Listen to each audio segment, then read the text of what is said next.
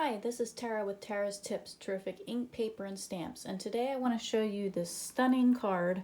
It is a pop-up front step card that I made using the Dainty Flowers 12 by 12 designer paper that is a celebration item where if you can spend $50 out of the catalog or the mini catalog, you can pick this paper for free. And it goes great with the bundle. This is the Dainty Delight stamp set, and we've got the dies right here. So we'll get started making this card. Okay, so I'm going to come in with a piece of cardstock here. It is Rich Razzleberry, and I will give you all the dimensions on the product, the detail below, but right now I'm not going to give those dimensions. So we're going to start by scoring it and using our bone folder.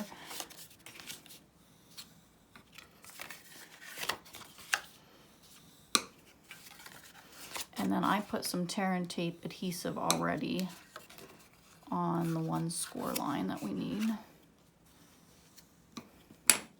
So once we get that scored, we want to lay it like this and pull our tear and tape away.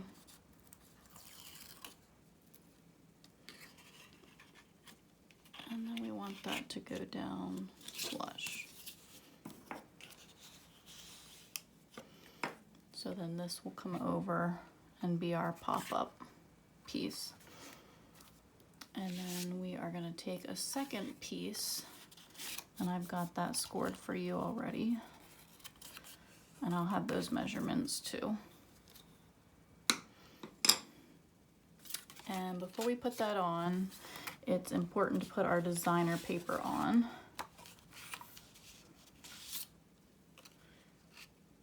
I just love this paper. I've been using it a lot lately.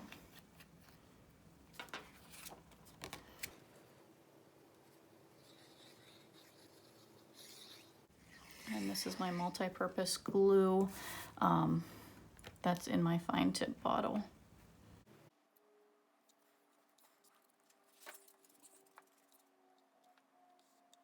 Okay, so now that we've got that designer paper on, we can put the second layer on. And to do that, we want to flatten this down, and then we're going to put both of these folded underneath down. Kind of put that where we want. Take off the tear and tape.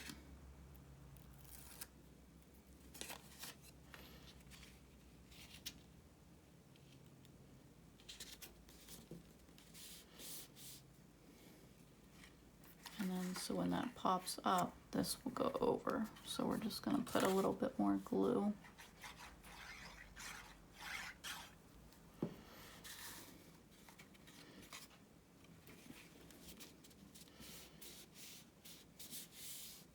And just burnish that in. So there we've got the base of our card. Now I'm going to take a piece of the rose gold specialty paper, and I am going to run it through with the Painted Posies embossing folder. And that looks like this. And I'm just going to put it in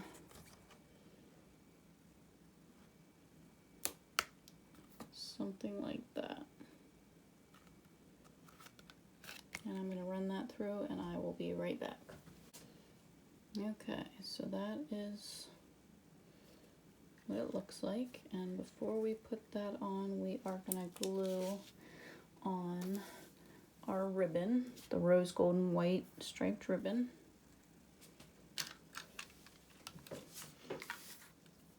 And I'm just going to use some double-sided tape.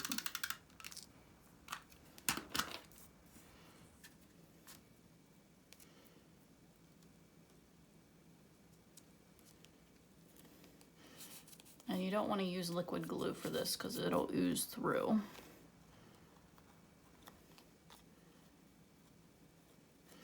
And then just to make sure those sides stay down, I'm going to use a piece of Scotch tape on each side to keep it down.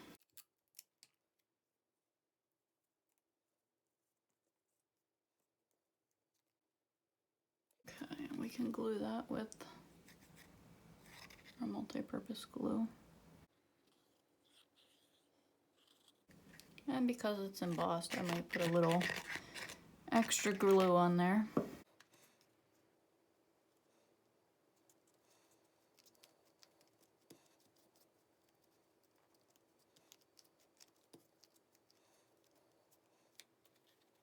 Okay, and we're going to bring in our Stamparatus, and I've got that lined up already with let's put it this way, with our flower image, and I've already cut out our flower piece there, and we're going to ink it up with the StazOn ink.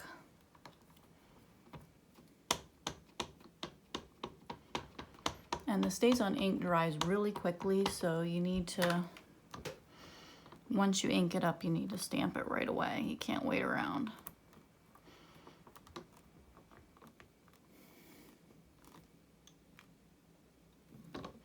Okay, and I didn't get such a great image there in the middle, so I'm gonna re-ink up right there.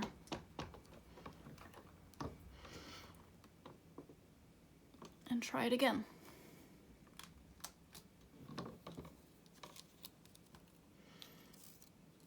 And I still don't love that. I think my StazOn ink pad sometimes is a little on the dry side. And even if I re-ink it, it seems like it doesn't take long till it dries out.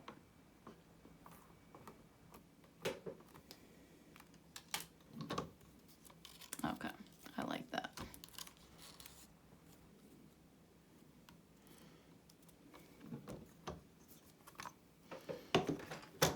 Okay, so we're gonna come in with our watercolor painters, or watercolor pencils, I'm sorry, and a blender pen. And we are gonna color in our flower bits. So rather than coloring with the pencil, I am gonna actually take the blender pen and pull the color off the tip of the pencil and put my color on.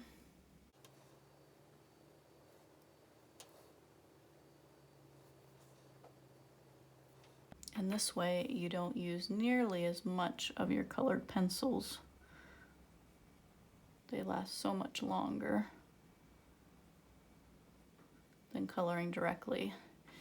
I would say coloring directly is a little quicker and then going over it all with the blender pen, but unless you're in a hurry, I would do it this way.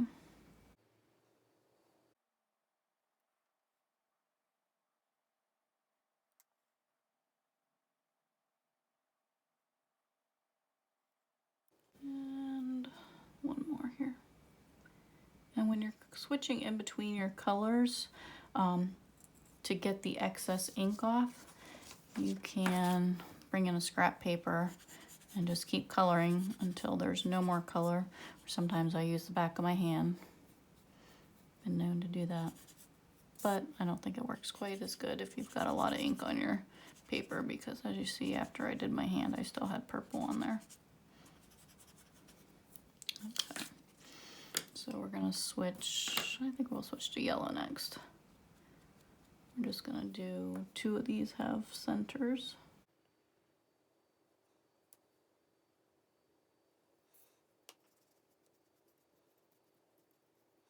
Okay, and you always want to be really gentle with your tips so you don't booger them up, so you can have nice tips for coloring. And we're gonna come in with Oud Olive.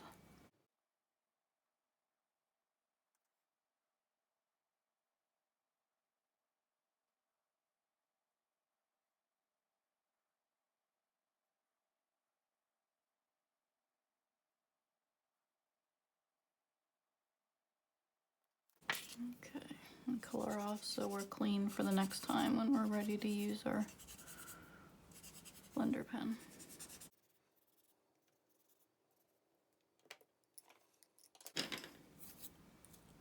that's our pretty flower. We could come in and put a little bit of Wink of Stella on the flower petals. I didn't do that though, so. And we are going to bring our Celebrate You stamp in, and that's from the Dainty Delight stamp set as well.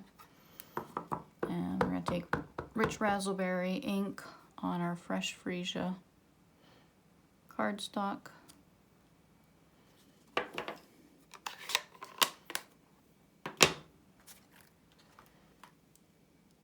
And we're going to cut that out with the Stylish Shape die. This is the Stylish Shapes. So I'm just going to bring in my baby gloss.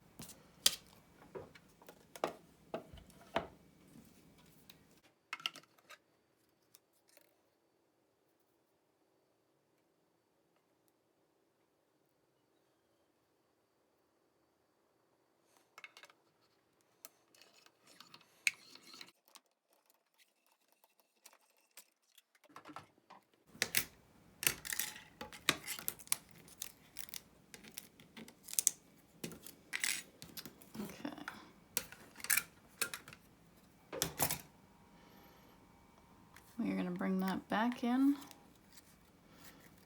and glue these on. You could pop them up with mini dimensionals or regular dimensionals, but I kind of wanted to keep it flat.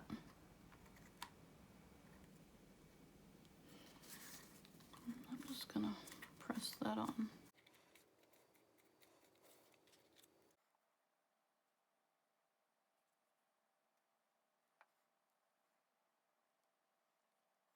And I'm just going to push that down so I can just hold the glue there for a minute.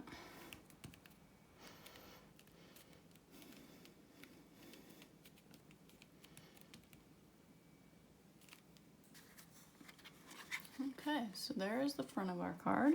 And then for the back, I've just got a strip of the designer paper on a piece of Rich Razzleberry and a piece of basic white. And I'm just going to glue that on there. I decided to leave the back sentiment blank because Celebrate You, it could be a birthday, it could be congratulations, graduation, you know, something that's all about their day. It could be for a bridal shower, a baby shower, anything. And then when I'm ready to write on it, I can just fold that flat and be able to write on it.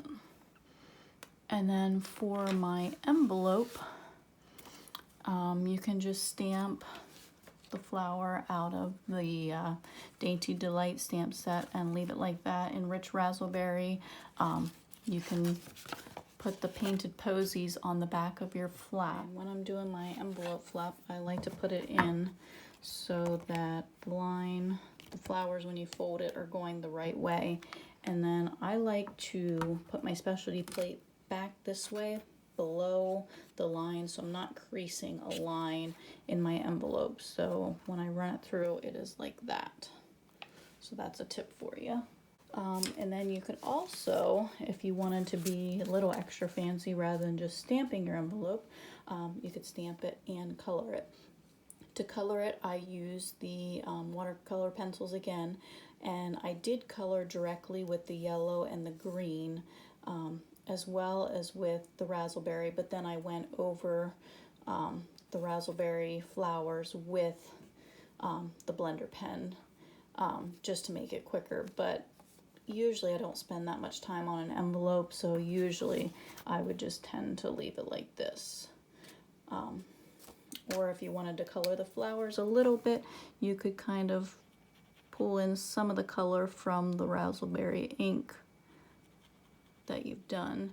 And the reason I didn't color on the watercolor pencils first and then onto my leaves and stuff was because I figured it would pull the purple in with it, because the purple ink would bleed with the wetness of the blender pen. But that's just a little if you wanted to do just the flowers to make it a little simpler and quicker, but a little bit nicer, you could do that.